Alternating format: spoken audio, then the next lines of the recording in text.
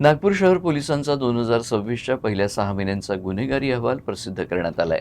या अहवालानुसार शहरात हत्या आणि दरोड्यासारख्या गंभीर गुन्ह्यांमध्ये घट झाली असली तरी खुनाचा प्रयत्न, बलात्कार, वाहन चोरी आणि घरफोडीच्या घटनांमध्ये वाढ झाली आहे। पोलिसांनी बहुतांश गुन्ह्यांची उकल करण्यात यश मिळाल्याचा दावा केला असून गुन्हेगारांच्या विरोधात कठोर कारवाई सुरू असल्याचं सांगितलं जात आहे। जानेवारी ते जून 2026 या कालावधीत नागपूर शहरात हत्येचे 47 गुन्हे नोंदवण्यात आले। मागील वर्षी याच कालावधीत ही संख्या 52 होती। तसंच दरोड्यांच्या घटनांमध्येही घट झाली असून 55 वरून हा आकडा 45 वर आलाय। हत्या प्रकरणांमध्ये 96% तर दरोड्यांच्या प्रकरणांमध्येही 96% गुन्ह्यांची उकल करण्यात पोलिसांना यश आलं आहे। मात्र दुसरीकडे हत्येच्या प्रयत्नांच्या घटनांमध्ये लक्षणीय वाढ झाली आहे। मागील वर्षी 78 गुन्हे नोंदवण्यात आले तर यावर्षी ही संख्या 96 वर पोहोचली आहे।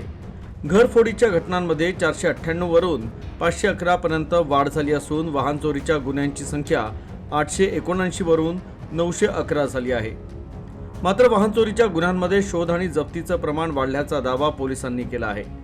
महिलांविरुद्धच्या गुन्ह्यांमध्येही वाढ झाल्याचं अहवालातून स्पष्ट झालंय।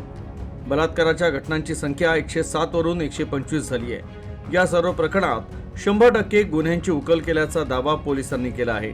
नागपूर शहराचे पोलीस आयुक्त विश्वास नांगरे पाटील यांनी दिलेल्या माहितीनुसार शहरातील रात्रीची गस्त वाढवण्यात आली असून हिस्ट्री शीटर आणि सराईत गुन्हेगारांवर विशेष लक्ष ठेवलं जात आहे।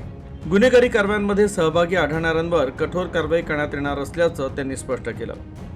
महिलांची सुरक्षितता हे प्रत्येक ठिकाणचं मुख्य प्रायोरिटीचं आव्हान असतं, पण पोलीस उपस्थित असताना सुरक्षित वाटणं हे काय फार ग्रेट नाहीये। पण पोलिसांच्या अनुपस्थितीमध्ये या शहरातील सर्व मुलींना, माता भगिनींना सुरक्षित कसं वाटेल यासाठी काही प्रोएक्टिव्ह प्रयत्न मी नाशिकला सीपी असताना, वेस्ट महाराष्ट्राचा आयजी असताना आणि जॉईंट सीपी मुंबई असताना 100 निर्भया पथकं आम्ही मुंबईमध्ये लॉन्च केलेली होती।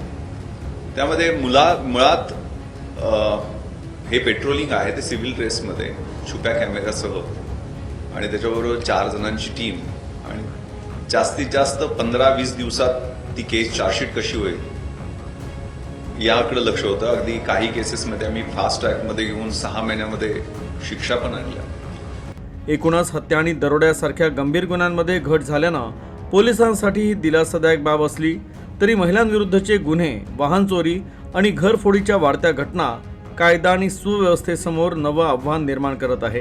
पोलिसांची नवी रणनीती या गुन्ह्यांवर कितपत प्रभावी ठरते याकडे आता सर्वांचं लक्ष लागलंय।